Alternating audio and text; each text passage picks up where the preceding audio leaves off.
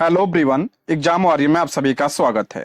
दोस्तों, आज की इस वीडियो में हम बीपीएससी द्वारा अब तक पूछे गए एंशियंट हिस्ट्री के प्रीवियस ईयर प्रश्नों को देखेंगे।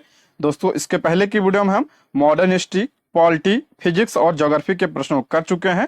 अगर आपने वीडियो नहीं देखी है तो प्लीज चैनल पर जाके देख सकते हैं। और यह video PRT 6 to 8 TGT PGT सभी के लिए इंपॉर्टेंट है, तो आप लोग वीडियो को लास्ट तक ध्यान से जरूर देखिएगा।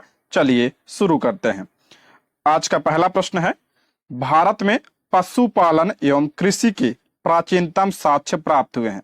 पशुपालन एवं कृषि के प्राचीनतम साक्ष्य, तो ऑप्शन डी इसका राइट आंसर हो जाएगा, मेहरगढ़ से। ऑप्शन डी इसका करेक्ट आंसर हो जाएगा। लेकिन ध्यान रखिएगा, नवीनतम खोजों के अनुसार पूछे कृषि के प्राचीनतम साक्ष्य कहां से प्राप्त हुए हैं, तो आपका नवीनतम खोजों के आधार पर भारतीय उपमहाद्वीप में प्राचीनतम कृषि साक्ष्य वाला स्थल उत्तर प्रदेश के संत कबीर नगर जिले में स्थित लहुरा देव है। ये पॉइंट जरूर ध्यान रखिएगा, इंपॉर्टेंट है। और लहुरा देव से जो है किसके साक्ष्य मिले हैं, तो यहाँ से चावल के साक्ष्य प्राप्त हुए हैं।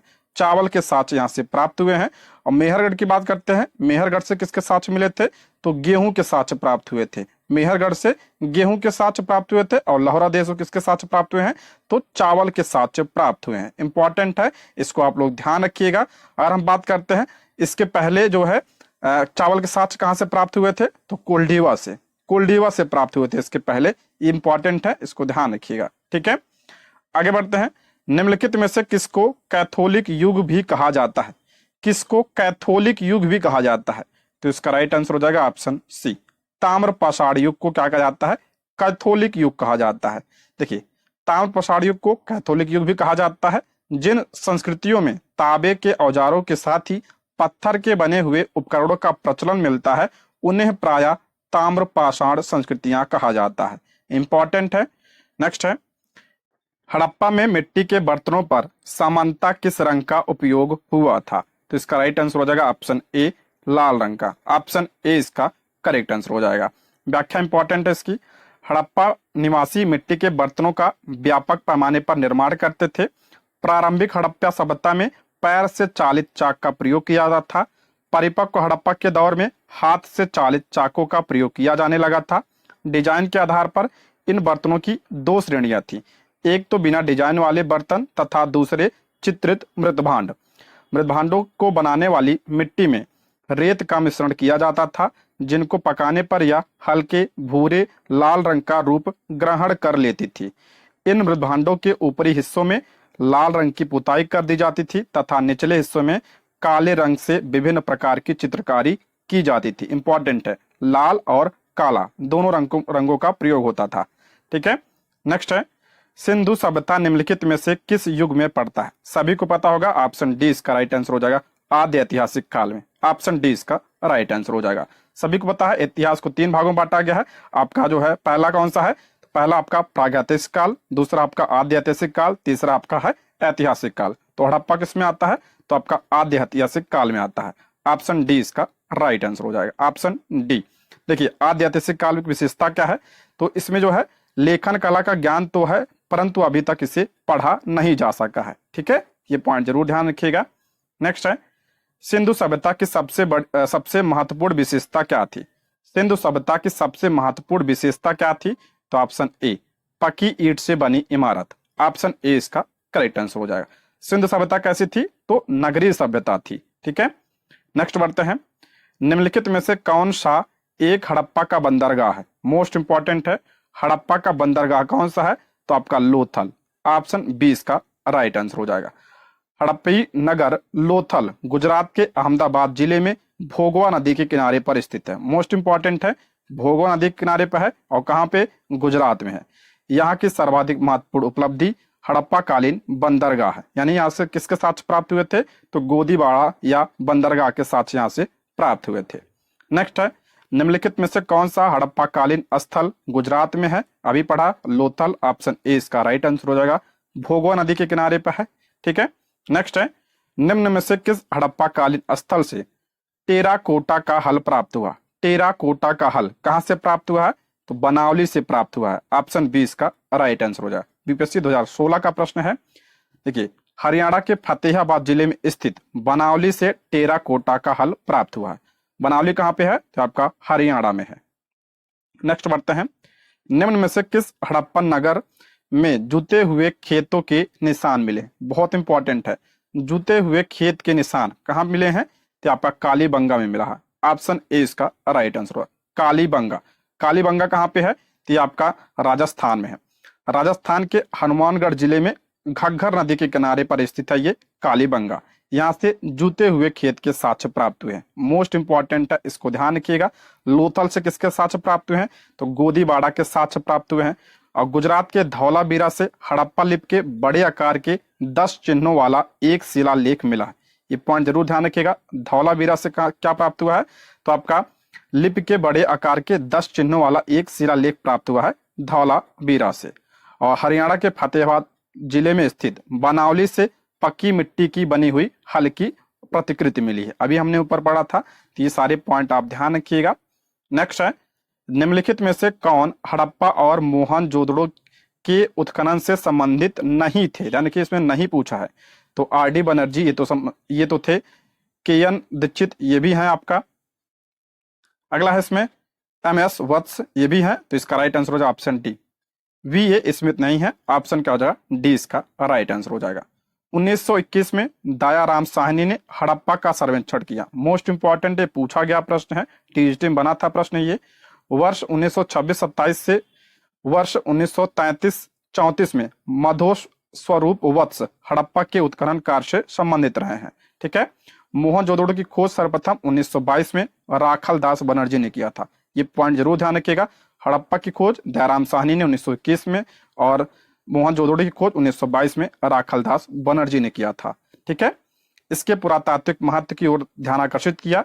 इनके अतिरिक्त कुछ अन्य विद्वान आपका के एन दीक्षित, अर्नेस्ट मैके, R L Stein, A N Ghosh, JP Joshi आदि जो है इसमें शामिल थे। अगर बात करें बी ए स्मिथ, तो बी ए स्मिथ जो है आपका हड़प्पा सभ्यता की खोज से संबंधित नहीं रहे, बल्कि ये भारतविद एवं कला इतिहासकार के रूप में प्रसिद्ध थे। नेक्स्ट है, बोगज कुई का महत्व इसलिए है कि बोगज कुई, ऑप्शन ए, वहां जो अभिलेख प्राप्त हुए हैं उनमें वैदिक देवी एवं देवताओं का वर्णन मिलता है। ठीक है, इसलिए इसका महत्व है। ऑप्शन ए इसका राइट आंसर हो जाएगा। बोगज कुई कहां पे है? तो आपका एशिया माइनर से 14वीं शताब्दी ईसा पूर्व के कुछ अभिलेख मिले हैं। इस अभिलेख में ऐसे राजाओं का उल्लेख आया है जिनके नाम आर्यों जैसे थे और जो संधियों के साक्ष्यों तथा रक्षा के लिए इंद्र, मित्र, वरुण एवं नासत्य देवताओं का आह्वान करते थे। इससे ज्ञात होता है कि वैदिक आर्य ईरान से होकर ही भारत आए थे। ठीक है। नेक्स्ट है, प्रसिद्ध 10 राजाओं का युद्ध किस नदी के तट पर लड़ा गया था? इंपॉर्टेंट प्रश्न है। प्रसिद्ध 10 राजाओं का युद्ध किस नदी के तट पर लड़ा गया था? तो option D, Parushni. Option D इसका राइट आंसर हो जाएगा। 10 राज्य युद्ध, इसे 10 राजाओं का युद्ध कहा जाता है। परुष्णी नदी पर लड़ा गया था। और परुष्णी नदी को वर्तमान में क्या कहा जाता है, किस नाम से जाना जाता है? मोस्ट इंपॉर्टेंट है, इसे रावी नदी के नाम से जाना जाता है। ठीक है, इसके तट पर लड़ा गया था, जिसमें आपका भरतों के राजा सुदास ने 10 राजाओं के एक संघ को हराया। इस संघ में आपका आर्यों के प्रमुख जन अन, दुह, यदु, पुरु, तुरुस तथा 5 लघु जनजातियों का समूह सम्मिलित था, जिनके पुरोहित कौन थे? तो विश्वामित्र थे। इंपॉर्टेंट है, इसको ध्यान रखिएगा। नेक्स्ट है, ऋग्वेद का कौन सा मंडल पूर्णतः सोम को समर्पित है? मोस्ट इंपॉर्टेंट है, इस पर टिक लगाइएगा। ऋग्वेद का कौन सा मंडल सोम को समर्पित है? तो इसका राइट आंसर हो जाएगा ऑप्शन सी। ऑप्शन सी इसका राइट आंसर हो जाएगा, 9वां मंडल। ऑप्शन सी इसका राइट आंसर हो जाएगा। ऋग्वेद सबसे पुराना वेद है। इसमें कितने मंडल हैं? इसमें 10 मंडल हैं। और सोम आपका 9वां जो मंडल है ये आपका सोम देवता को समर्पित है। सोम आर्यों का क्या था? मुख्य पेय था, जिससे मुजवन पर्वत से प्राप्त किया जाता था। ऋग्वेद के आपका 10वें मंडल में चारों वर्णों की उत्पत्ति का उल्लेख मिलता है। 4 वर्ण पूछा जाए तो आपका किस मंडल में है? तो आपका 10वें मंडल में है। ऋग्वेद के 10वें मंडल में है। अगर पूछा तीसरे मंडल में क्या है, तो तीसरे मंडल में आपका गायत्री मंत्र का उल्लेख है। गायत्री मंत्र का उल्लेख किसमें है? तीसरे मंडल में है। ठीक है, ये सारे पॉइंट ध्यान रखिएगा। अगला है, ऋग्वेद संहिता का 9वां मंडल पूर्णतः किसको समर्पित है? तो इसका राइट आंसर हो जाएगा ऑप्शन डी, सोम और इस पेय पर नामकृत देवता का। अभी पढ़ा हमने, ऑप्शन डी इसका राइट आंसर हो जाएगा। नेक्स्ट, गायत्री मंत्र किस पुस्तक में मिलता है? तो गायत्री मंत्र ऋग्वेद के तीसरे मंडल में इसका उल्लेख किया गया है। ऑप्शन सी इसका राइट आंसर हो जाएगा। और इसके रचनाकार पूछे कौन थे? तो आपका विश्वामित्र। ठीक है।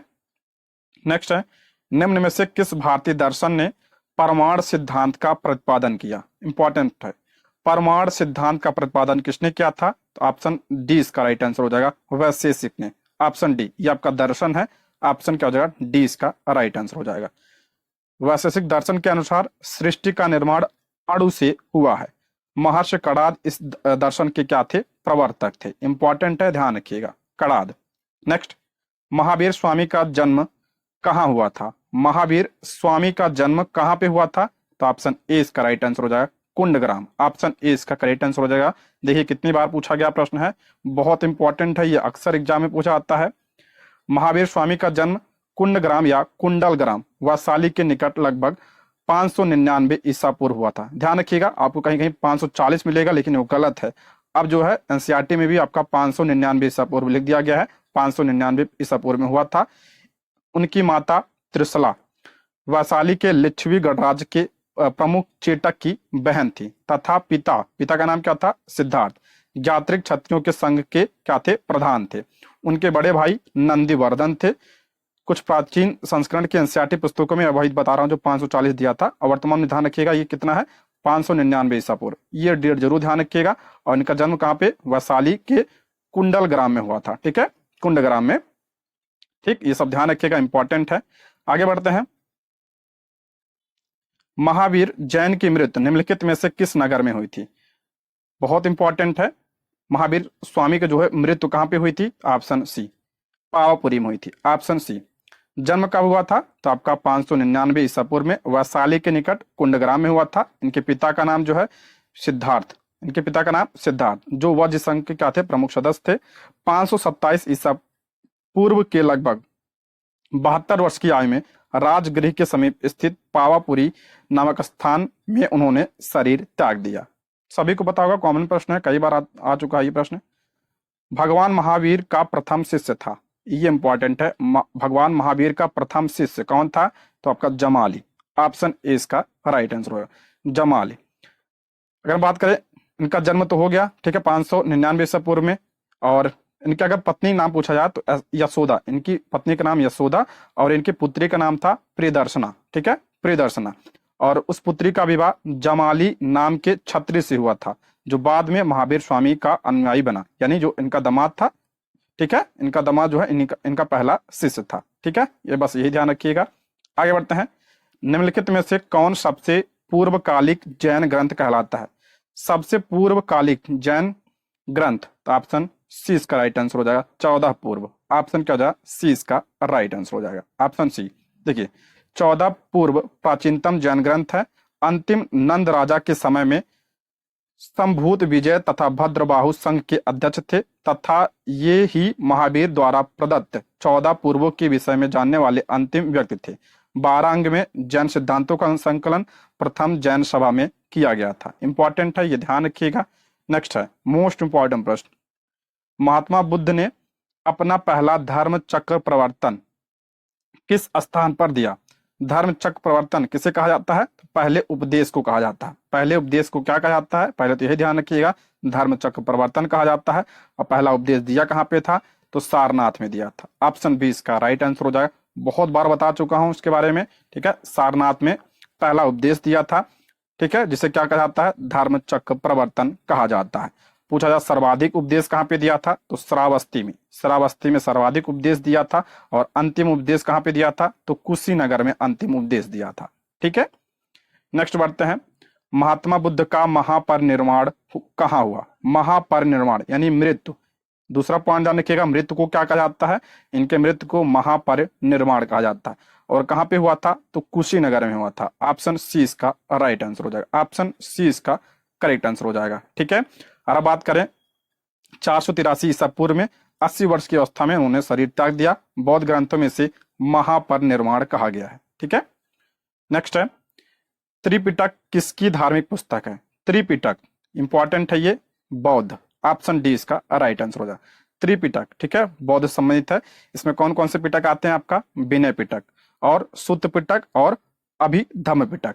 विनय पिटक में पूछा जाए तो इसमें संघ संबंधी नियम तथा आचार की शिक्षाएं इसमें है विनय पिटक में। सुत्त पिटक में महाबुद्ध के महात्मा बुद्ध के वचन है किसमें, सुत्त पिटक में, और अभिधम्म पिटक में दार्शनिक सिद्धांत है।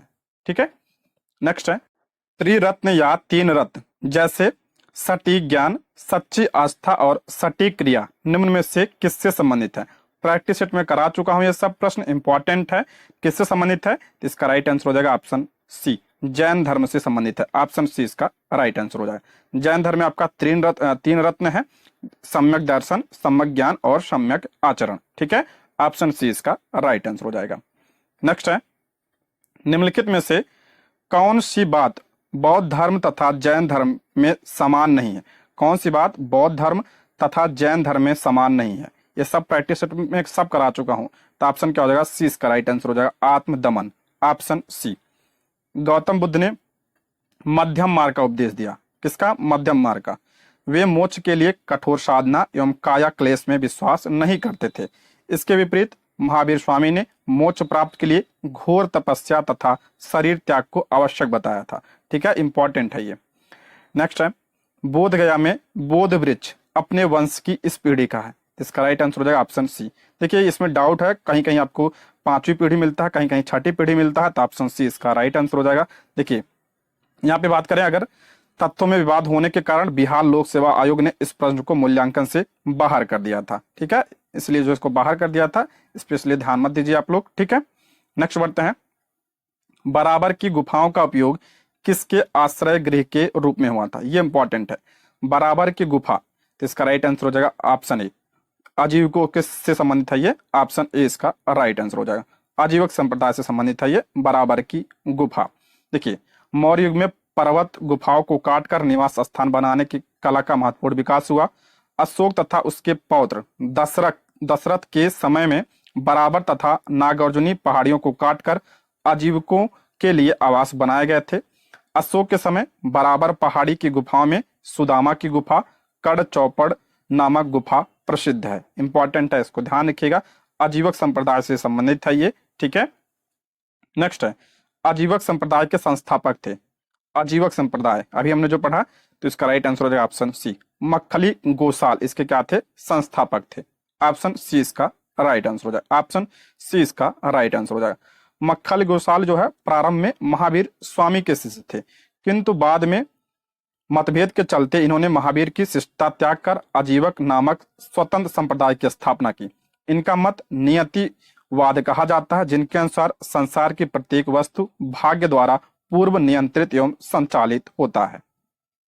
नेक्स्ट आपका पाटिलपुत्र के संस्थापक थे, सभी को पता होगा और ये कई बार प्रश्न बना है, तो इसका राइट आंसर हो जाएगा ऑप्शन ए, उदयन।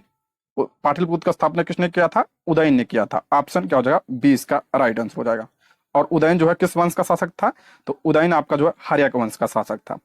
पाटिलपुत्र की स्थापना अजातशत्रु के उत्तराधिकारी उदयन ने गंगा और सोन नदी के संगम पर एक किला बनाकर की थी। इसने मगध साम्राज्य की राजधानी राजगृह से पाटिलपुत्र स्थानांतरित की। मोस्ट इंपॉर्टेंट है, पूछा जाता है कि जो है पाटिलपुत्र को राजधानी किसने बनाया, तो उदयन ने बनाया था। ठीक है, यह नगर शिशुनाग वंश, नंद वंश और मौर्य वंश की राजधानी भी रही थी। नेक्स्ट है किस शासक द्वारा सर्वप्रथम पाटिलपुत्र का राजधानी के रूप में चयन किया गया। देखिए बहुत बार आया प्रश्न, ऑप्शन सी इसका राइट आंसर हो जाएगा, उदयन। ऑप्शन सी इसका राइट आंसर हो जाएगा। निम्नलिखित में से किस राजा ने पाटिलपुत्र बसाया था, देखिए कितनी बार प्रश्न बना है ये, option D Udayan. Option D इसका राइट आंसर हो जाएगा। ठीक है, नेक्स्ट बढ़ते हैं। विश्व का पहला गणतंत्र वैशाली में किसके द्वारा स्थापित किया गया था, पूछा गया प्रश्न है। विश्व का पहला गणतंत्र कौन सा आपका, वैशाली। वैशाली में किसके द्वारा स्थापित किया गया था, तो लिच्छवियों के द्वारा स्थापित किया गया था। ऑप्शन डी इसका राइट आंसर हो जाएगा, ऑप्शन डी। और लिच्छवी वज्र संघ के सर्वप्रमुख थे। लिच्छवी जो थे वज्र संघ के सर्वप्रमुख थे। ठीक है, नेक्स्ट है मगध की प्रारंभिक राजधानी कौन सी थी। अभी हमने पढ़ा प्रारंभिक राजधानी क्या थी, तो राजगृह थी यानी गिरिव्रज। ऑप्शन सी इसका राइट आंसर हो जाएगा। और उसके बाद पाटिलपुत्र की राजधानी किसने बनाया था, तो उदयन ने बनाया था। ठीक है, इंपॉर्टेंट है, इसको ध्यान रखिएगा आप लोग। आगे बढ़ते हैं। अजातशत्रु के वंश का नाम क्या था, अजातशत्रु, तो ऑप्शन बी इसका राइट आंसर होगा, हर्यक वंश। ऑप्शन क्या हो जाएगा, बी इसका राइट आंसर हो जाएगा। मगध का शासक अजातशत्रु अपने पिता एवं हर्यक वंश के संस्थापक बिंबिसार की हत्या कर राजगद्दी पर बैठा। इसकी हत्या भी उसके पुत्र उदयन कौशाम्बी के वत्स राजा उदयन से भिन्न ने कर दिया था। देखिए हर्यक वंश की स्थापना पूछा जाए किसने किया था, तो बिंबिसार ने किया था। बिंबिसार। बिंबिसार की हत्या किसने किया, उसके पुत्र जो है अजातशत्रु ने। और अजातशत्रु की हत्या किसने किया था, तो उदयन ने किया था। नेक्स्ट है, सैंडर कोर्ट से चंद्रगुप्त मौर्य की पहचान किसने की थी। ये पूछा गया प्रश्न है, अब की बार बीपीएससी टीआरई में पूछा था, 2 1 और 1 में दोनों में पूछा गया, टीएसटी पीएचटी में शायद पूछा था। पूछा गया प्रश्न है, सैंड्रो कोर्ट्स ने से चंद्रगुप्त मौर्य की पहचान किसने की थी, तो option A William Jones. Option क्या हो जाएगा, ए इसका राइट आंसर हो जाएगा। विलियम जोन्स पहले विद्वान थे जिन्होंने सैंड्रो कोर्ट्स की पहचान मौर्य शासक चंद्रगुप्त मौर्य से की थी। बहुत इंपॉर्टेंट है, इसको ध्यान रखिएगा। एरियन तथा प्लूटार्क ने चंद्रगुप्त मौर्य को एंड्रोकोर्ट्स के रूप में वर्णित किया है। एंड्रोकोर्ट्स भी इसी को कहा जाता था, ध्यान रखिएगा। जबकि जस्टिन ने सैंड्रोकोर्ट्स चंद्रगुप्त मौर्य को और सिकंदर महान की भेंट का उल्लेख किया है। ठीक है, नेक्स्ट बात करते हैं। अगर अगला प्रश्न है, ब्राह्मी लिपि को सर्वप्रथम किसने पढ़ा। मोस्ट इंपॉर्टेंट है, पूछा गया प्रश्न है, ब्राह्मी लिपि को सर्वप्रथम किसने पढ़ा था, तो जेम्स प्रिंसिप ने पढ़ा था। ऑप्शन डी इसका राइट आंसर हो जाएगा, जेम्स प्रिंसिप। सर्वप्रथम 1837 ईस्वी में जेम्स प्रिंसिप नामक अंग्रेज विद्वान ने अशोक के लेखों यानी ब्राह्मी लिपि का उद्वाचन किया। पूछा जाए अगर अशोक के अभिलेख को किसने पढ़ा है, तो आपका जो है जेम्स प्रिंसिप ने सर्वप्रथम पढ़ा था। या ऐसे पूछा है ब्राह्मी लिपि को किसने पढ़ा, तो जेम्स प्रिंसिप ने पढ़ा। दोनों तरीके से प्रश्न बनता है, तो इनको ध्यान रखिएगा। किंतु उन्होंने लेखों के देवानपी की पहचान सिंहल के राजा तिस से कर डाली थी। कालांतर में यह तथ्य प्रकाश में आया कि सिंहली अनुश्रुतियों, दीपवंश तथा महावंश में यह उपाधि अशोक के लिए प्रयुक्त की गई थी। ठीक है, अंततः वर्ष 1915 में मास्की जो कर्नाटक में है से प्राप्त अभिलेख में अशोक का नाम पढ़ा गया। इंपॉर्टेंट है, इसको ध्यान रखिएगा। नेक्स्ट, मेगास्थनीज की पुस्तक का नाम क्या है। मोस्ट इंपॉर्टेंट है, सभी को पता होना चाहिए ये, तो ऑप्शन डी इंडिका। ऑप्शन क्या हो जाएगा, डी इसका राइट आंसर हो जाएगा। अगर हम बात करें मेगास्थनीज की, किसका ये राजदूत था, तो आपका यूनानी शासक सेलुकस निकेटर का यह राजदूत था। चंद्रगुप्त मौर्य जो है सिकंदर का क्या था, समकालीन था। ये पॉइंट ध्यान रखिएगा। ठीक है, और इसी के समय में कौन आया था, तो मेगास्थनीज आया था। और इसकी रचना ध्यान रखिएगा, इंडिका। ठीक है, बस इतना ध्यान रखिएगा, इंपॉर्टेंट है। नेक्स्ट, इंडिका का लेखक कौन था, तो इसका राइट आंसर हो जाएगा option B Megasthenes. Option B इसका राइट आंसर हो जाएगा। इसमें एक पॉइंट और ध्यान रखिएगा, मेगास्थनीज की पुस्तक इंडिका में पाटलिपुत्र के नगर प्रशासन का वर्णन मिलता है। ठीक है, इसके अनुसार पाटलिपुत्र नगर का प्रशासन 30 सदस्यों की विभिन्न समितियों द्वारा होता था, जिसकी कुल 6 समितियां होती थी तथा प्रत्येक समितियों में 5 सदस्य होते थे। समिति का कार्य बिक्री कर वसूल करना था। बस इतना ध्यान रखिए। आप जो है पाटलिपुत्र में आपका इंडिका में आपका पाटलिपुत्र के नगर प्रशासन का वर्णन मिलता है। ठीक है, पूछ लेगा कि नगर प्रशासन, पाटलिपुत्र का नगर प्रशासन का वर्णन कहाँ मिलता है, तो इंडिका में। अगला, मेगास्थनु दूत था, अभी बताया था किसका दूत था, ये यूनानी शासक सेलुकस निकेटर का। ऑप्शन ए इसका राइट आंसर हो जाएगा। बीपीएससी 2017 का ही प्रश्न है, ये पूछा जा सकता है, इंपॉर्टेंट है। दोस्तों, यदि आप हमारे चैनल पर नए हैं तो प्लीज चैनल को सब्सक्राइब करें, और अगर आपको वीडियो पसंद आती है तो लाइक, शेयर और कमेंट करें, और कोई सुझाव हो तो कमेंट बॉक्स में आप लोग जरूर बताइएगा। ठीक है, नेक्स्ट है, अंतिम मौर्य सम्राट था। अंतिम मौर्य सम्राट, इसका राइट आंसर हो जाएगा ऑप्शन डी बृहदत्त। ऑप्शन क्या हो जाएगा, डी इसका राइट आंसर हो जाएगा। अंतिम मौर्य शासक बृहदत्त था। बृहदत्त की हत्या इसके सेनापति पुष्यमित्र शुंग के द्वारा की गई थी। किसके द्वारा, पुष्यमित्र शुंग के द्वारा। पूछा गया प्रश्न, इसको ध्यान रखिएगा। और बृहदत्त जो है मौर्य वंश का अंतिम शासक था। ठीक है, नेक्स्ट, किस अभिलेख में रुद्रदामन प्रथम की विभिन्न उपलब्धियां वर्णित है। इंपॉर्टेंट है, रुद्रदामन प्रथम की उपलब्धियां किसमें है, तो आपका जूनागढ़ अभिलेख में। ऑप्शन क्या हो जाएगा, ए इसका राइट आंसर हो जाएगा। गुजरात के जूनागढ़ से रुद्रदामन का एक अभिलेख प्राप्त हुआ। यह जिस शिला पर उत्कीर्ण है उसी पर अशोक के 14 प्रज्ञापनों की एक प्रति तथा स्कंदगुप्त के 2 लेख भी खुदे हुए हैं। यह विशुद्ध संस्कृत भाषा तथा ब्राह्मी लिपि में लिखा गया। ये जरूर ध्यान रखिए, किस भाषा में, ये संस्कृत भाषा में ये पूछा जाता है। ठीक है, इंपॉर्टेंट है, इसको ध्यान रखिएगा आप लोग। नेक्स्ट है, निम्नलिखित राजाओं में से किसका जैन धर्म के प्रति भारी झुकाव था। जैन धर्म के प्रति भारी झुकाव किसका था, तो खारवेल का था। ऑप्शन क्या हो जाएगा, सी इसका राइट आंसर हो जाएगा। ऑप्शन सी, कलिंग का चेदी वंशी शासक खारवेल प्राचीन भारतीय इतिहास में महानतम सम्राटों में से एक था। उड़ीसा यानी जो आप वर्तमान में उड़ीसा है, प्रांत के भुवनेश्वर से 3 मील की दूरी स्थित उदयगिरी पहाड़ी की हाथी गुफा से उसका एक बिनातीत का अभिलेख प्राप्त हुआ। यह अभिलेख खारवेल का इतिहास जानने का एकमात्र स्रोत है। इसका जैन धर्म के प्रति भारी झुकाव था। हाथी गुफा अभिलेख प्राकृतिक भाषा में है, ठीक है। और ये किस वंश का था? तो आपका चेदी वंश का था। नेक्स्ट है कलिंग नरेश खारवेल का संबंध था। देखिए प्रश्न आ गया, तो इसका राइट आंसर हो जाएगा आपका महामेघ वाहन भी होगा, चेदी वंश होगा। चेदी वंश को ही महामेघ वाहन वंश भी कहा जाता है, तो दोनों होना चाहिए, ठीक है। ऑप्शन ई इसका राइट आंसर हो जाएगा, ऑप्शन ई। उपयुक्त में से एक से अधिक होगा, ठीक है। 2016 का प्रश्न है ये, ध्यान रखिएगा इसको। अगला है प्राचीन भारत का नेपोलियन किसे कहा जाता है? सभी को पता होगा, समुद्रगुप्त को कहा जाता है। ऑप्शन डी इसका राइट आंसर हो जाएगा, ऑप्शन डी। इतिहासकार विसेंट स्मिथ ने अपनी रचना अर्ली हिस्ट्री ऑफ इंडिया, ये जरूर ध्यान रखिएगा, early history of India book बहुत पूछता बीपीएससी, तो ध्यान रखिए किसकी है ये, तो स्मिथ की है। में समुद्रगुप्त की वीरता एवं विजयों पर मुग्ध होकर उसे भारतीय नेपोलियन की संज्ञा प्रदान की थी। समुद्रगुप्त की विजयों का वर्णन प्रयाग प्रशस्ति में मिलता, मोस्ट इंपॉर्टेंट है। प्रयाग प्रशस्ति की रचना किसने किया था? तो हरिश्चंद्र ने किया था, हरिश्चंद्र। नेक्स्ट, गुप्त सम्राट जिसने हुडो को पराजित किया था, ये भी इंपॉर्टेंट है। गुप्त सम्राट कौन था जिसने हुडो को पराजित किया था? तो स्कंदगुप्त था, ठीक है, स्कंदगुप्त। ऑप्शन सी इसका राइट आंसर हो जाएगा। हुडो का पहला भारतीय आक्रमण गुप्त सम्राट स्कंदगुप्त के शासनकाल में 455 ईस्वी में हुआ था। स्कंदगुप्त के हाथों वे बुरी तरह परास्त हुए, ठीक है, ये इंपॉर्टेंट है, इसको आप ध्यान रखिएगा। यूएस राय के अनुसार इस हुड आक्रमण का नेता कौन था? कुशनेवास था, कुशनेवास था। बस आप इतना ही ध्यान रखिएगा, आपके लिए इतना इंपॉर्टेंट नहीं है ये, बस ये ध्यान रखिएगा स्कंदगुप्त के समय में प्रथम हुड आक्रमण हुआ था। अगला, किस प्रकार की भूमि को अप्रहत कहा जाता था? ये इंपॉर्टेंट है, अप्रहत। तो इसका राइट आंसर हो जाए ऑप्शन ए। बिना जोती हुई जंगली भूमि को क्या कहा जाता था? तो अप्रहत कहा जाता था। ऑप्शन ए इसका राइट आंसर हो जाएगा, ऑप्शन ए इसका करेक्ट आंसर हो जाएगा। और किस काल में कहा जाता था? कि आपका देखिए, बिना जोती हुई भूमि वह भूमि जिस पर खेती ना की गई हो, अपराध भूमि कहा जाता था। यह गुप्तकालीन राजस्व व्यवस्था का क्या था? एक पद था। अगला प्रश्न है, चीनी यात्री सुंग युन ने भारत की यात्रा की थी, इसका राइट आंसर हो जाएगा ऑप्शन ए, 515 ईस्वी से 520। ऑप्शन ए इसका राइट आंसर हो जाएगा। देखिए, चीनी यात्री सुंग युन 518 ईस्वी में भारत आया था। इसने अपने 3 वर्षों की यात्रा में बौद्ध धर्म की प्रतियां एकत्रित की थी, इंपॉर्टेंट है। नेक्स्ट बढ़ते हैं, हर्षवर्धन के शासनकाल में चीनी यात्री ने भारत की यात्रा की थी, सभी को पता होगा, हेनसांग। ऑप्शन क्या हो जाएगा? 20 का राइट आंसर हो जाएगा हेनसांग। किसके समय में आया था? तो हर्षवर्धन के शासनकाल में यह आया था, मोस्ट इंपॉर्टेंट है, इसकी रचना जरूर ध्यान रखिएगा। इसकी पुस्तक है आपका CU की, ठीक है, CU की जो है इसका ग्रंथ है, मोस्ट इंपॉर्टेंट। नेक्स्ट बढ़ते हैं, कल्हड़ की पुस्तक का नाम क्या है? कल्हड़, तो राजतरंगी। राजतरंगी किसकी रचना है? तो आपका कल्हड़ की रचना है। ऑप्शन डी इसका राइट आंसर हो जाएगा। इसमें जो है कश्मीर का इतिहास देखने को मिलता है, ठीक है, राजतरंगी में कश्मीर का इतिहास मिलता है।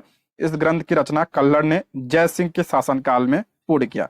चंद्रगुप्त मौर्य के प्रधानमंत्री चाणक्य के राजनीतिक शास्त्र पर प्रसिद्ध ग्रंथ अर्थशास्त्र की रचना, सभी को पता होगा, अर्थशास्त्र जो है चाणक्य ने लिखा। अगला, ये इंपॉर्टेंट है आपके लिए बहुत, उदंतपुर शिक्षा केंद्र निम्न में से किस राज्य में अवस्थित है? उदंतपुर शिक्षा केंद्र, तो ये आपका कहाँ पे है? तो बिहार में है। ऑप्शन 20 का राइट आंसर हो जाएगा, बिहार में। उदंतपुर, जिसे उदनापुर भी कहा जाता है, प्राचीन काल में एक प्रमुख शिक्षा केंद्र था। यह बिहार राज्य में अवस्थित है। इसकी स्थापना पाल वंश के शासक गोपाल ने किया था। किसने किया था? गोपाल ने किया था, ठीक है। आगे बढ़ते हैं, कर्नाट वंश का संस्थापक कौन था? यह भी आपके लिए इंपॉर्टेंट है। कर्नाट वंश का संस्थापक कौन था? तो नान्यदेव था। ऑप्शन ए इसका राइट आंसर हो जाएगा। कर्नाट वंश के संस्थापक नान्यदेव थे, वे महान योद्धा थे। नान्यदेव के कर्नाट की राजधानी सिमरावगढ़ को बनाया। कर्नाट वंश का शासनकाल 1097 से 1325 ईस्वी। मिथिला का स्वर्ण युग कहा जाता है, बिहार से संबंधित है, इसलिए आपके लिए इंपॉर्टेंट है, जरूर ध्यान रखिएगा इसको। कर्नाट वंश का अंतिम शासक कौन था? तो अंतिम शासक हरि सिंह था। ऑप्शन ए इसका राइट आंसर हो जाएगा, हरि सिंह। नेक्स्ट बढ़ते हैं, किस काल में अछूत की अवधारणा स्पष्ट रूप से उद्धृत हुई? अछूत की अवधारणा, इसका राइट आंसर हो जाएगा ऑप्शन डी, धर्मशास्त्र के समय। ऑप्शन डी इसका राइट आंसर हो जाएगा। धर्मशास्त्रों के समय में 4 वर्णों ब्राह्मण, क्षत्रिय, वैश्य, शूद्र के अतिरिक्त समाज में अन्य अनेक जातियां, आपका अंबष्ट, उग्र, निषाद, मागध, वैदेहक, रथकार आदि का आविर्भाव अनुलोम एवं प्रतिलोम विवाह के फलस्वरूप हो गया। पाणिनि ने दो प्रकार के शूद्रों का उल्लेख किया है, निर्वसित और अनिर्वसित। इनमें से पहले प्रकार के शूद्र को अस्पृश्य माने जाते थे। जो पहले प्रकार के थे इन्हें अस्पृश्य माना जाता था। अगला प्रश्न है, कनिष्क के शासनकाल में बौद्ध सभा किस नगर में आयोजित की गई? बहुत बार बताया है उसके बारे में। तो कुंडलवन कश्मीर में। ऑप्शन सी इसका राइट आंसर हो जाएगा। ठीक है, ऑप्शन क्या हो जाएगा? सी इसका करेक्ट आंसर हो जाएगा। कौन सी बौद्ध संगीत हुई थी? तो चौथी और अंतिम बौद्ध संगीत हुई थी कनिष्क के समय में। मोस्ट इंपॉर्टेंट है। ठीक है, और इसके अध्यक्ष कौन थे? वसुमित्र जो है इसके अध्यक्ष थे, और इसके उपाध्यक्ष कौन थे? अश्वघोष थे। ठीक है, ध्यान रखिएगा, इंपॉर्टेंट है, बहुत बार इसके बारे में बताया हूं। आगे बढ़ते हैं। प्रथम बौद्ध संगीत के अध्यक्ष कौन थे? देखिए, प्रथम बौद्ध संगीत के अध्यक्ष कौन थे? तो ऑप्शन बी इसका राइट आंसर होगा। महाकश्यप जो है प्रथम बौद्ध संगीत के अध्यक्ष थे। अब पहली बौद्ध संगीत कहाँ पे हुई थी? तो पहली बौद्ध संगीत सभी को पता होना चाहिए कहाँ पे हुआ था? तो राजगृह में हुआ था। राजगृह में पहली हुई थी। ठीक है, राजगृह में पहली हुई थी, और इसके अध्यक्ष कौन थे? तो महाकश्यप थे। और किसके समय में हुआ था? तो अजात शत्रु के समय में यह बौद्ध संगीत हुई थी। दूसरी बौद्ध संगीत जो है कालाशोक के समय में हुआ था। कहाँ पे? वैशाली में हुआ था, और इसके अध्यक्ष कौन थे? तो साबक मीर थे। ठीक है, साबक मीर इसके क्या थे? अध्यक्ष थे। अगला है, भगवान बुद्ध के महापरिनिर्वाण के बाद पहली बौद्ध संगीत हुई थी। अभी बताया था कहाँ पे हुई थी? तो राजगृह में। ऑप्शन क्या हो जाएगा? ए इसका राइट आंसर हो जाएगा। इसकी ट्रिक ध्यान रखिएगा, रवि प्रकाश। रवि प्रकाश, ये ट्रिक जरूर ध्यान रखिएगा।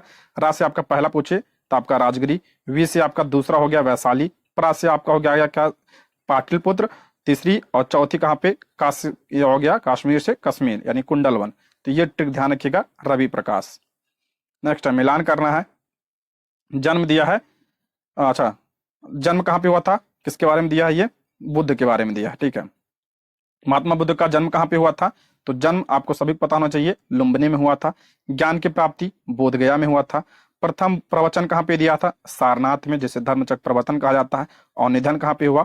कुशीनगर में। ये सब आपको रटा होना चाहिए। ठीक है, आगे बढ़ते हैं। बोधगया में किससे ज्ञान की प्राप्ति हुई थी? तो गौतम बुद्ध को। ऑप्शन बी इसका राइट आंसर हो जाएगा। Option B. देखिए, बहुत बार ये प्रश्न आया है, 2022 में ही पूछा गया है। बोधगया में महाबोधि मंदिर बनवाया गया जहां, तो ऑप्शन बी, गौतम बुद्ध को ज्ञान प्राप्त हुआ, वहां बनवाया गया है। ऑप्शन बी इसका राइट आंसर हो जाएगा। ऑप्शन बी इसका करेक्ट आंसर हो जाएगा। वर्ष 2002 में यूनेस्को द्वारा यह विश्व धरोहर स्थल भी है। ये पॉइंट भी आप ध्यान रखिएगा। इस स्थल पर मंदिर का निर्माण अशोक ने तीसरी शताब्दी, ठीक है, तीसरी शताब्दी ईसा पूर्व में प्रारंभ करवाया था, परंतु इसका वर्तमान स्वरूप 5वीं 6वीं शताब्दी में निर्मित हुआ। यह मंदिर पूरी तरह से ईंटों से निर्मित है। ठीक है, अगला है, गौतम बुद्ध को एक देवता का स्थान किस राजा के युग में प्राप्त हुआ? इंपॉर्टेंट है ये।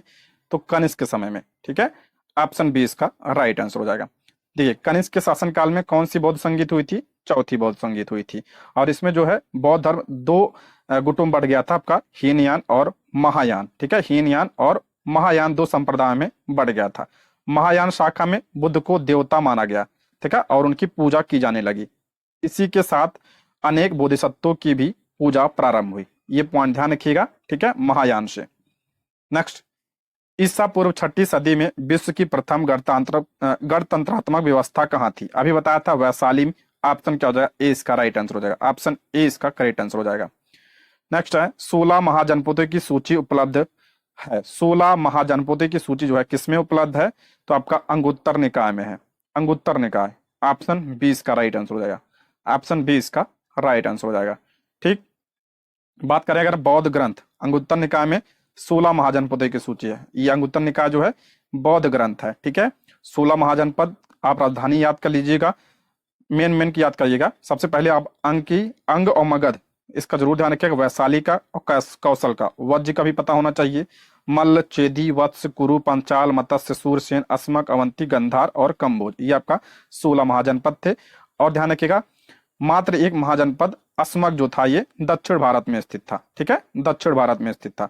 और भगवती सूत्र में भी इसका उल्लेख मिलता है 16 महाजनपदों की। पूछा जाता है किसमें? भगवती सूत्र और अंगुत्तर निकाय में। भगवती सूत्र ये जैन धर्म है, और जो है जैन धर्म का ग्रंथ है, और अंगुत्तर निकाय बौद्ध धर्म का। नालंदा विश्वविद्यालय की स्थापना का युग सभी को पता होगा। ऑप्शन सी, गुप्त। और किसने करवाया था? कुमार गुप्त ने करवाया था। ठीक है, कुमार गुप्त ने इसका निर्माण करवाया था। ठीक है, ऑप्शन सी इसका राइट आंसर हो जाएगा। और इसे जलाया किसने था पूछा जाए तो इसे बख्तियार खिलजी ने। नेक्स्ट बढ़ते हैं, नालंदा विश्वविद्यालय किस लिए विश्व प्रसिद्ध है? तो ये बौद्ध दर्शन के लिए प्रसिद्ध है। ऑप्शन सी इसका राइट आंसर हो जाएगा। और बौद्ध दर्शन के अध्ययन के लिए विश्व प्रसिद्ध है, उसी अध्ययन के लिए चीनी यात्री ह्वेनसांग यहाँ आया था, ध्यान रखिएगा, ठीक है, ह्वेनसांग यहाँ पे आया था। अगला प्रश्न है, मध्यकालीन भारत में मनसबदारी व्यवस्था क्यों लागू की गई थी? मनसबदारी व्यवस्था, ऑप्शन बी, सैनिकों की सुगमता से भारतीय हित जो है मनसबदारी व्यवस्था लागू की गई थी। किसने लागू किया था? तो अकबर ने लागू किया था, ठीक है। नेक्स्ट बढ़ते हैं, मिलान करना है, कथन नहीं, मिलान नहीं, कथन दिया और कारण दिया, ठीक है। कथन ए है आपका, 12वीं शताब्दी के अंत तक नालंदा महाविहार का पतन हो गया। कारण है महाविहार को राजकीय प्रश्रय मिलना बंद हो गया। तो इसका राइट आंसर हो जाएगा आपका ऑप्शन बी। ऑप्शन बी इसका राइट आंसर हो जाएगा। ए और आर दोनों सही है, परंतु जो है आर ए की सही व्याख्या नहीं करता है। देखिए, नालंदा में एक विख्यात बौद्ध पीठ, नालंदा में एक विख्यात बौद्ध पीठ एवं विश्वविद्यालय था। यह दक्षिण बिहार में राजगिरी, वर्तमान में राजगिरी के निकट स्थित 5वीं सदी के मध्य गुप्तों के समय में नालंदा विश्वविद्यालय अस्तित्व में आया। 12वीं सदी के अंत तक मुस्लिम आक्रमण के फलस्वरूप महाविहार का पतन हो गया। बंगाल के पाल शासकों द्वारा विक्रमशिला विश्वविद्यालय को संरक्षण देने के फलस्वरूप जो है नालंदा का जो है महत्व घटने लगा था। नेक्स्ट बढ़ते हैं, प्रथम मगध साम्राज्य का उत्कर्ष किस शताब्दी में हुआ था? प्रथम मगध साम्राज्य का उत्कर्ष, तो ऑप्शन हो जाएगा छठी ईसा पूर्व छठी शताब्दी। ऑप्शन क्या हो जाएगा? 20 का राइट आंसर हो जाएगा। प्रथम मगध साम्राज्य की महत्ता का वास्तविक संस्थापक राजा बिंबिसार को माना जाता है। 544 से 492 ईसा पूर्व हर्यक वंश का शासक था ये, ठीक है। नेक्स्ट है, मगध की राजधानी कौन सी थी? मगध की राजधानी, देखिए इसमें कुछ नहीं दिया कि पुरानी नई, तो दोनों थी राजधानी, पाटिलपुत्र भी थी और आपका जो है पहले क्या थी, गिरिवृष थी और बाद में क्या बनी, पाटिलपुत्र थी। तो इसलिए इस पे स्टार लगा, ऑप्शन में सही नहीं दिया, ऑप्शन ही सही नहीं दिया है, ठीक है। नेक्स्ट है, प्राचीन महाजनपद मगध की प्रथम राजधानी कौन सी थी? मगध की प्रथम राजधानी कौन सी थी? सभी को पता होगा, अभी बताया था, तो राजगिरी। राजगिरी क्या थी? प्रथम राजधानी थी, इसलिए क्या हो जाएगा इसका करेक्ट आंसर हो जाएगा ऑप्शन ए, इनमें से कोई नहीं। नेक्स्ट है, नंद वंश के पश्चात मगध पर किस राजवंश ने शासन किया? सभी को पता होगा, ऑप्शन ए, मौर्य वंश। ऑप्शन ए इसका राइट आंसर हो जाएगा। और मौर्य वंश की स्थापना किसने किया था? तो चंद्रगुप्त मौर्य ने किया था, ठीक है।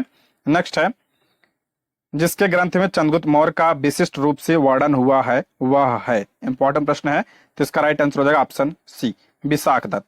विशाख दत्त की रचना ध्यान रखिएगा, मुद्रा राक्षस। मुद्रा राक्षस से ही जो है चंद्रगुप्त मौर्य के बारे में सूचना प्राप्त होती है, ठीक है।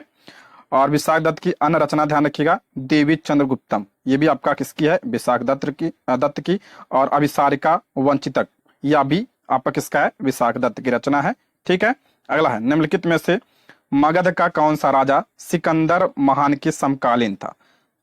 ऑप्शन क्या हो जाएगा? 20 का राइट आंसर हो जाएगा घनानंद। ऑप्शन 20 का राइट आंसर हो जाएगा, ठीक है। देखिए, महापद्मनंद के उत्तराधिकारियों की संख्या पुराणों तथा बौद्ध ग्रंथों में 8 मिलती है।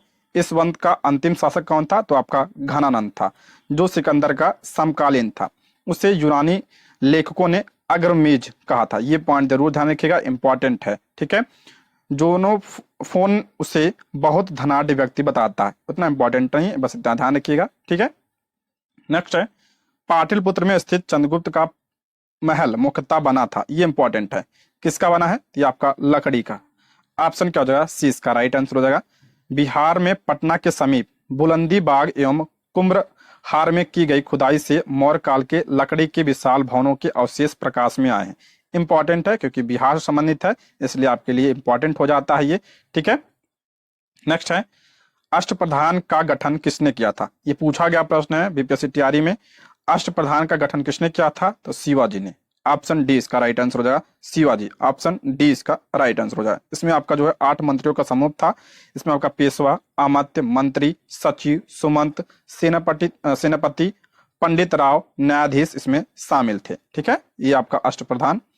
नेक्स्ट है, निम्नलिखित में से किस मौर्य राजा ने दक्कन की विजय प्राप्त की? दक्कन की विजय किसने प्राप्त की थी? तो ऑप्शन बी, चंद्रगुप्त ने। ऑप्शन बी इसका राइट आंसर हो जाएगा। नेक्स्ट बढ़ते हैं, अभिलेख जिससे यह प्रमाणित होता है कि चंद्रगुप्त का प्रभाव पश्चिम भारत पर था, वह था किस अभिलेख से जो है तो इसका राइट आंसर हो जाएगा ऑप्शन सी। ऑप्शन सी इसका राइट आंसर हो जाएगा। रुद्र दामन का जूनागढ़ अभिलेख से। ऑप्शन क्या हो जाएगा? सी इसका राइट आंसर हो जाएगा। ठीक है, नेक्स्ट बढ़ते हैं। निम्न में से कौन सा क्षेत्र अशोक के साम्राज्य में सम्मिलित नहीं था? तो अशोक के साम्राज्य में क्या शामिल नहीं था? तो श्रीलंका शामिल नहीं था। ऑप्शन सी इसका राइट आंसर हो जाएगा। बाकी अफगानिस्तान, बिहार, कलिंग ये सब शामिल थे। ऑप्शन सी इसका राइट आंसर हो जाएगा। नेक्स्ट है, अशोक के शासनकाल में बौद्ध सभा किस नगर में आयोजित की गई थी? तो इसका राइट आंसर हो जाएगा ऑप्शन बी, पाटलिपुत्र में। ऑप्शन बी इसका राइट आंसर हो जाएगा। और कौन सी बौद्ध सभा हुई थी? तो आपका तृतीय बौद्ध सभा हुई थी। ठीक है, तृतीय। नेक्स्ट है, अशोक के शिलालेखों में प्रयुक्त भाषा है? तो इसका राइट आंसर हो जाएगा ऑप्शन बी, प्राकृतिक भाषा का प्रयोग किया गया है। ऑप्शन बी इसका राइट आंसर हो जाएगा। ठीक है, ऑप्शन बी। लिपि पूछे जाए तो आपका जो है ब्राह्मी और खरोष्ठी लिपि का प्रयोग किया गया है। ठीक है, अशोक के अधिकांश अभिलेख में प्राकृतिक भाषा एवं ब्राह्मी लिपि में लिखे गए हैं। केवल 2 अभिलेख आपका शाहबाजगढ़ी एवं मनसेरा ब्राह्मी लिपि ना होकर इसमें क्या है? खरोष्ठी लिपि है। तक्षशिला में आर्मेयिक लिपि में भी लिखा गया है। ठीक है, नेक्स्ट बढ़ते हैं। निम्नलिखित में से प्राचीन भारत की कौन सी लिपि दाहिने से बाईं ओर लिखी जाती थी? क्या बोला? दाहिने से बाईं ओर। ये कराया हूं प्रश्न। इसका राइट आंसर है ऑप्शन सी, खरोष्ठी लिपि। ऑप्शन सी, खरोष्ठी लिपि जो है आपका दाहिने से बाईं ओर लिखी जाती थी। ठीक है, नेक्स्ट है आपका, अशोक के धम्म का मूल संदेश क्या है? अशोक के धम्म का जो है मूल संदेश, इसका राइट आंसर हो जाएगा ऑप्शन ई। ऑप्शन इसका राइट आंसर सभी होगा। ठीक है, सभी है इसमें। ऑप्शन ई इसका राइट आंसर हो जाएगा। नेक्स्ट, केवल वह स्तंभ जिसमें अशोक ने स्वयं को मगध का सम्राट बताया। इंपॉर्टेंट है ये। तो आपका भाब्रू स्तंभ। ऑप्शन क्या हो जाएगा? डी इसका राइट आंसर हो जाएगा। भाब्रू या बैराट स्तंभ लेख में अशोक ने स्वयं को मगध का सम्राट बताया। ठीक है, ये पॉइंट आप ध्यान रखिएगा, इंपॉर्टेंट है। नेक्स्ट है, अपने शिलालेखों में अशोक सामान्यतः किस नाम से जाने जाते हैं? सभी को पता होगा, प्रियदर्शी के नाम से। ऑप्शन बी इसका राइट आंसर हो जाएगा। ऑप्शन बी इसका राइट आंसर हो जाएगा। देवानाम पी के नाम से जाना जाता था ये। ठीक है, नेक्स्ट है, कौटिल्य के अर्थशास्त्र में किस पहलू पर प्रकाश डाला गया है? ये इंपॉर्टेंट है। तो आपका राजनीतिक नीतियां। ऑप्शन बी इसका राइट आंसर हो जाएगा। ऑप्शन बी इसका करेक्ट आंसर हो जाएगा। कौटिल्य के अर्थशास्त्र द्वारा चंद्रगुप्त मौर्य के शासनकाल की बहुत सी बातों का पता चलता है। यह वस्तुतः ऐतिहासिक ग्रंथ नहीं है, अपितु राजनीतिक शास्त्र का क्या है? अद्वितीय ग्रंथ है। इसकी तुलना माइकियावेली के प्रिंस से की जाती है। इंपॉर्टेंट है। नेक्स्ट है, कौटिल्य की पुस्तक अर्थशास्त्र किस विषय पर आधारित है? तो इसका राइट आंसर हो जाएगा ऑप्शन ई, उपयुक्त में से एक से अधिक। ये प्रश्न आ चुका है, इंपॉर्टेंट है ये। देखिए, कौटिल्य यानी चाणक्य द्वारा मौर्य काल में रचित अर्थशास्त्र शासन के सिद्धांतों और अभ्यास की पुस्तक है। इसमें राज्य के लिए मंडल सिद्धांत जो विदेश नीति की व्याख्या करता है। इसके अलावा इसमें आपका सप्तांग सिद्धांत, राजा, अमात्य, जनपद, दुर्ग, कोष, दंड एवं मित्र की सर्वप्रथम व्याख्या मिलती है। अर्थशास्त्र में तत्कालीन प्रशासन एवं कृषि, शिल्प एवं व्यापार व्यवस्था की भी विस्तृत जानकारी मिलती है। इसलिए इसका राइट आंसर हो जाएगा एक से अधिक। पूछा गया प्रश्न है, ध्यान रखिएगा ये। अगला है, मेगास्थनीज ने भारतीय समाज को कितनी श्रेणियों में विभाजित किया था? तो मेगास्थनीज ने 7। ऑप्शन डी इसका राइट आंसर हो जाएगा। Option D. नाम भी ध्यान रखिएगा, दार्शनिक, कृषक, पशुपालक, कारीगर, योद्धा और निरीक्षक। और ये अच्छा हो गया। 7वां आपका सभासद। ठीक है, और मेगास्थनीज भारतीय समाज में दास प्रथा के प्रचलित होने का उल्लेख नहीं करता। ये जरूर ध्यान रखिएगा। ठीक है, नेक्स्ट बढ़ते हैं। मौर्य समाज का 7 वर्गों में विभाजन का विशेष रूप से उल्लेख किया गया है। अभी बताया था, किसने किया है? ऑप्शन डी, मेगास्थनीज ने किया है अपनी पुस्तक इंडिका में। ऑप्शन डी इसका राइट आंसर हो जाएगा। नेक्स्ट, पेरिप्लस ऑफ द इरेथ्रियन सी किसने लिखी है? तो ऑप्शन ई इसका राइट आंसर हो जाएगा। ऑप्शन ई इसका राइट आंसर हो जाएगा। पेरिप्लस ऑफ द इरेथ्रियन सी एक ग्रीको रोमन पेरिप्लस है। यह रोमन मिस्र के बंदरगाहों से नेविगेशन और व्यापार के अवसरों का वर्णन करता है। इसे 60 ईस्वी में अलेक्जेंड्रिया के एक अनाम नाविक ने लिखा है। इसने भारत में आयात तथा निर्यात की जाने वाली वस्तुओं का भी उल्लेख किया गया है। नेक्स्ट है, वह स्रोत जिसमें पाटलिपुत्र के प्रशासन का वर्णन उपलब्ध है। अभी बताया था, तो इंडिका। देखिए प्रश्न बना है ये। ऑप्शन सी इसका राइट आंसर हो जाएगा। नेक्स्ट है, पाटलिपुत्र को किस शासक ने सर्वप्रथम अपनी राजधानी बनाई थी? तो इसका राइट आंसर हो जाएगा, पाटलिपुत्र को किस शासक ने सर्वप्रथम अपनी राजधानी बनाई थी? तो ऑप्शन के अकॉर्डिंग क्या होगा? चंद्रगुप्त मौर्य। ऑप्शन क्या हो जाएगा? ए इसका राइट आंसर हो जाएगा। देखिए, उदयन होता तो उदयन लगाते। ऑप्शन में आपका चंद्रगुप्त मौर्य है, तो हम चंद्रगुप्त मौर्य को लगाएंगे। अगला प्रश्न है, इनमें से किसने सर्वप्रथम व्यापक पैमाने पर स्वर्ण मुद्रा का प्रचलन किया? व्यापक पैमाने पर स्वर्ण मुद्रा का प्रचलन किसने किया था? तो ये आपका विम कड़फिसिस किया था। ऑप्शन सी इसका राइट आंसर, ऑप्शन सी। किस वंश का शासक था ये? कुषाण वंश का शासक था, ठीक है, विम कड़फिसिस। नेक्स्ट है, कला की गंधार शैली निम्न समय में फली फूली। बहुत इंपॉर्टेंट है ये गंधार शैली। तो इसका राइट आंसर हो जाएगा आपका ऑप्शन ए। कुषाणों के समय में ये फली फूली थी। ऑप्शन ए इसका राइट आंसर हो जाएगा। दो शैली ध्यान रखिएगा, गंधार शैली और मथुरा शैली, ठीक है। किससे संबंधित है? तो कुषाण वंश से संबंधित है ये। नेक्स्ट है, इनमें से किस शासक ने चतुर्थ बौद्ध संगीत कश्मीर में आयोजित की? अभी बताया था कनिष्क समय में हुआ था ये। ऑप्शन सी इसका राइट आंसर हो जाएगा। कुंडलवन कश्मीर में। ऑप्शन सी इसका राइट आंसर हो जाएगा। इसके अध्यक्ष कौन थे? तो वसुमित्र इसके अध्यक्ष थे। और उपाध्यक्ष कौन थे? तो अश्वघोष इसके क्या थे? उपाध्यक्ष थे। नेक्स्ट है, शुंग वंश के बाद किस वंश ने भारत पर राज किया? शुंग वंश के बाद, तो इसका राइट आंसर हो जाएगा ऑप्शन सी, खंड वंश। ऑप्शन क्या हो जाएगा? सी इसका राइट आंसर हो जाएगा। शुंग वंश का अंतिम राजा कौन था? देवभूत। देवभूत अपने अमात्य वसुदेव के षड्यंत्रों द्वारा मार डाला गया। वसुदेव ने जिस नवीन राजवंश की नींव डाली उसका नाम क्या था? कण्वंश या कण्वायन वंश के नाम से जाना जाता। शुंगों के समान यह भी ब्राह्मण वंश था। नेक्स्ट है, राजा खारवेल का नाम जुड़ा है। राजा खारवेल का नाम अभी बताया था किससे जुड़ा था? ऑप्शन सी, हाथी गुम्फा अभिलेख, ठीक है। ऑप्शन क्या हो जाएगा? सी इसका राइट आंसर हो जाएगा। आ चुका है प्रश्न ये। नेक्स्ट बढ़ते हैं, नगरों का क्रमिक पतन किस काल की एक महत्वपूर्ण विशेषता है? तो ये आपका गुप्त काल की विशेषता है। ऑप्शन क्या हो जाएगा? सी इसका राइट आंसर हो जाएगा। ओ, ऑप्शन ए इसका राइट आंसर हो जाएगा। गुप्त काल की विशेषता है ये। नेक्स्ट है, निम्नलिखित में से कौन सा बंदरगाह गुप्त काल में उत्तर भारतीय व्यापार के लिए उपयोग किया जाता है? ये इंपॉर्टेंट है। तो इसका राइट आंसर हो जाएगा ऑप्शन ई। देखते हैं, गुप्त काल में बंगाल में ताम्रलिप्ति एक बंदरगाह था जहां से उत्तर भारत के साथ दक्षिण पूर्व एशिया, चीन, लंका, जावा, सुमात्रा आदि देशों के साथ व्यापार होता था। पश्चिम भारत का आपका था भड़ौच। पश्चिम भारत में कौन सा? भड़ौच। यहाँ से पश्चिमी देशों के साथ समुद्री व्यापार होता था। इसके अलावा कल्याणा तथा बॉम्बे से भी उत्तर भारतीय व्यापार होते थे। इसलिए होगा इसका राइट आंसर ऑप्शन ई।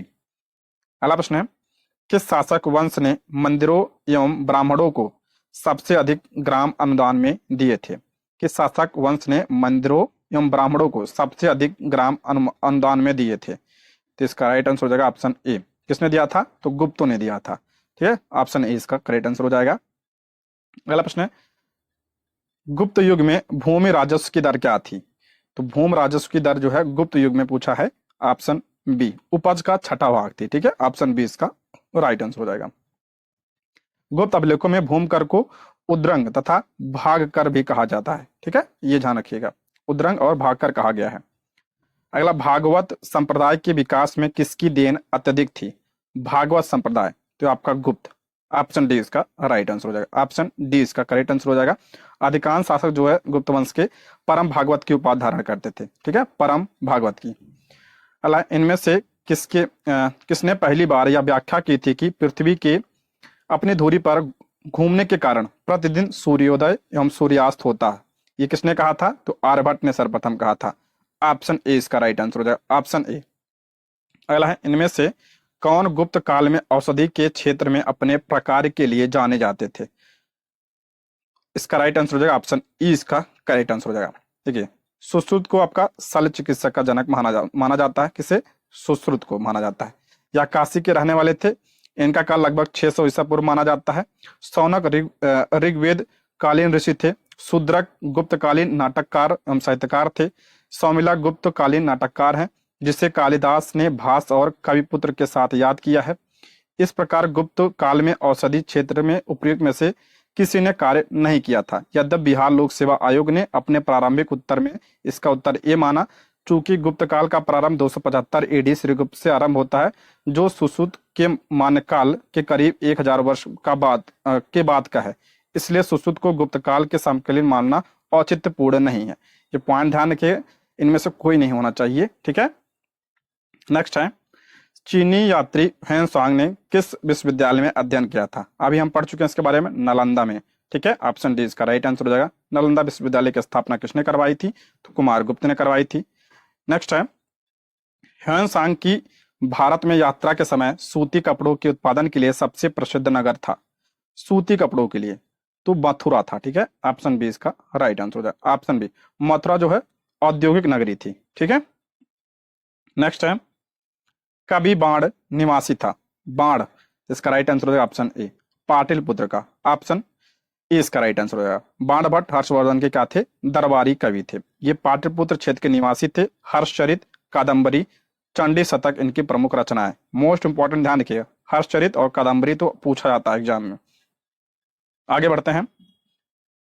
चीनी यात्री इत्सिंग ने बिहार का भ्रमण किया था लगभग। इत्सिंग ने बिहार का भ्रमण, तो इसका राइट आंसर हो जाएगा ऑप्शन डी, उपयुक्त में से कोई नहीं।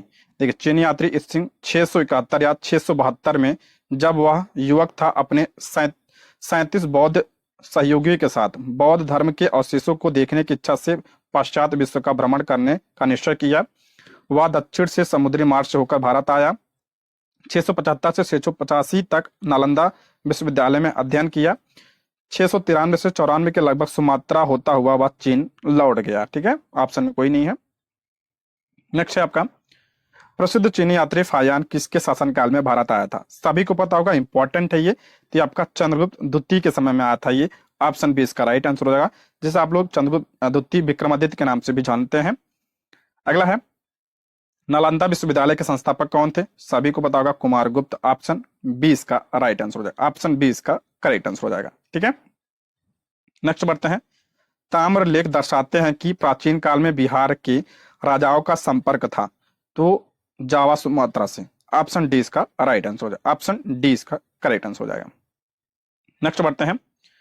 सुवर्णभूमि का वह राजा कौन था जिसने नालंदा में एक बौद्ध विहार की स्थापना की तथा उसे रख रखाव हेतु तो अपने दूत द्वारा देवपाल से 5 गांव दान में देने के लिए प्रार्थना की थी। तो ये आपका हो जाएगा ऑप्शन सी, बालपुत्र देव। ऑप्शन सी इसका राइट आंसर हो जाएगा। नेक्स्ट बढ़ते हैं। नालंदा विश्वविद्यालय के विनाश के कारण थे, तो आपका मुसलमान बख्तियार खिलजी था। ऑप्शन ए इसका राइट आंसर हो जाएगा। अगला है, खजुराहो मंदिर स्थापत्य के निर्माण में सहयोगी थे।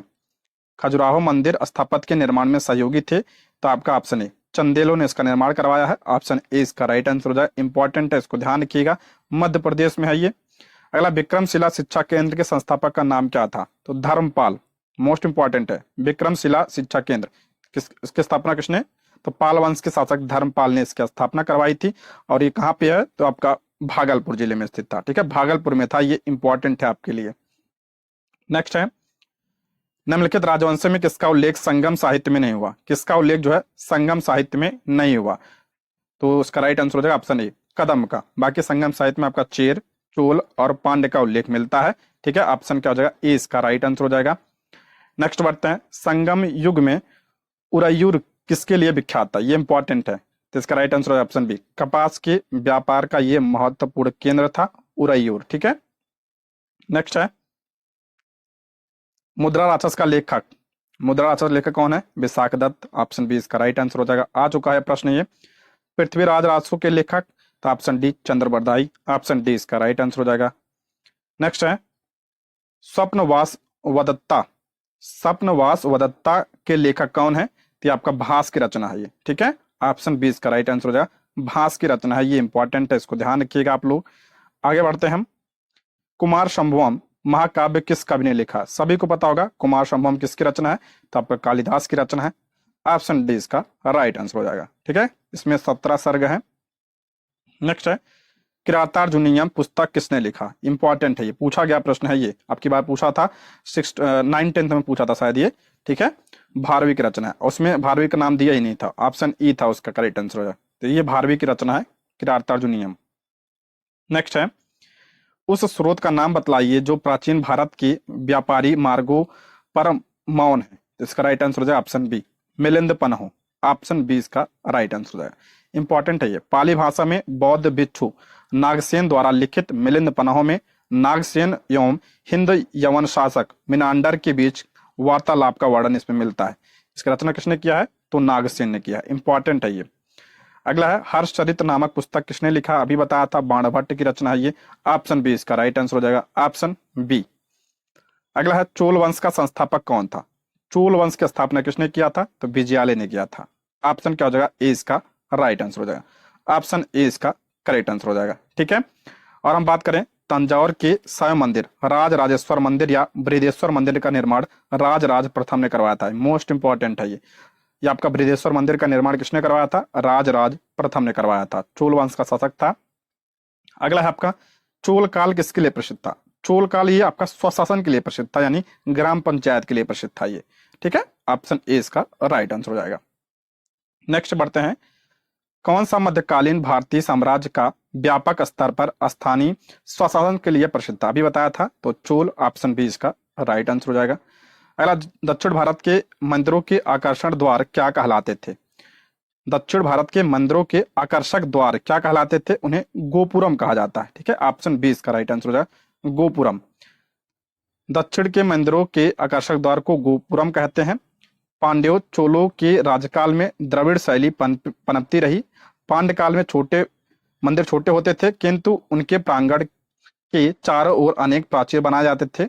इनके प्रवेश द्वार, जिन्हें गोपुरम कहा जाता था, भव्य, विशाल और प्रचुर मात्रा में शिल्पकारिता से अलंकृत होते थे। चोलकालीन वास्तुकला की विशेषता मंदिर नहीं अपितु गोपुरम है। ठीक है दोस्तों, इसमें आपका एंशियंट हिस्ट्री के टोटल 126 प्रश्न थे। हमने सारे प्रश्न कवर कर लिए। इसके आगे की वीडियो में हम मिडवल हिस्ट्री के प्रश्नों को देखेंगे। ठीक है, तो आप लोग चैनल को सब्सक्राइब जरूर कर लीजिएगा। ये रहे आज के प्रश्न। Thank you for watching.